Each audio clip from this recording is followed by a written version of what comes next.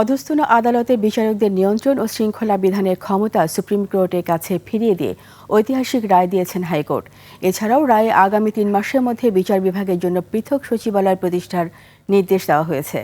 মঙ্গলবার বিচারপতি আহমেদ সোহেল ও বিচারপতি দেবাশিস রায় চৌধুরীর সমন্বয়ে গঠিত হাইকোর্ট বেঞ্চ আজ এই রায় দেন। বিস্তারিত শাকের আরজু রিপোর্টে।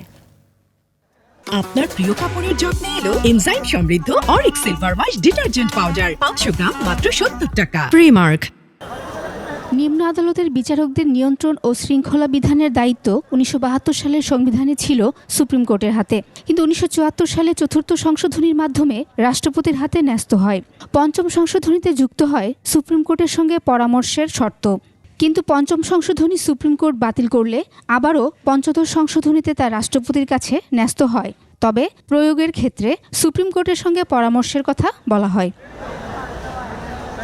৫ আগস্টের গণ অভ্যুত্থানের পর ২৫ আগস্ট সংবিধানের ১১৬ অনুচ্ছেদ ২০১৭ সালের জুডিশিয়াল সার্ভিস বিধিমালার বৈধতা চ্যালেঞ্জ করে এবং বিচার বিভাগীয় সচিবালয় প্রতিষ্ঠার নির্দেশনা চেয়ে রিট করেন সুপ্রিম কোর্টের ৭ আইনজীবী।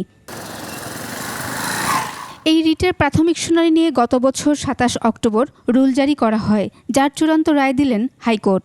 আদি সংবিধানের ১১৬ অনুচ্ছেদ পুনর্বহাল করেছে হাইকোর্ট। রায়ে আদালত আরও বলেছেন, বর্তমান সংবিধানের ১১৬ অনুচ্ছেদ থাকার কারণে ক্ষমতার স্বতন্ত্রীকরণ নীতি খর্ব হচ্ছে।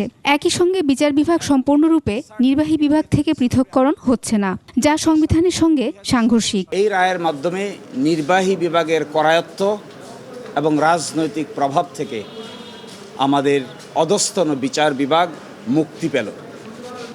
সংবিধানের ১১৬ অনুচ্ছেদ, যা নাকি অরিজিনাল সংবিধানে ছিল, তা পুনরুজ্জীবিত করা হলো। সেখানে ছিল যে অধস্তন আদালতের বিচারকদের শৃঙ্খলা, বদলি, ছুটি সব কিছু ন্যস্ত থাকবে সুপ্রিম কোর্টের উপরে। এ রায়ে প্রথমবার ঐকমত্য কমিশনের কয়েকটি সুপারিশ রায়ে উল্লেখ করা হয়। এর মধ্য দিয়ে পূর্ণাঙ্গ নিয়ন্ত্রণ ফিরল সুপ্রিম কোর্টের হাতে।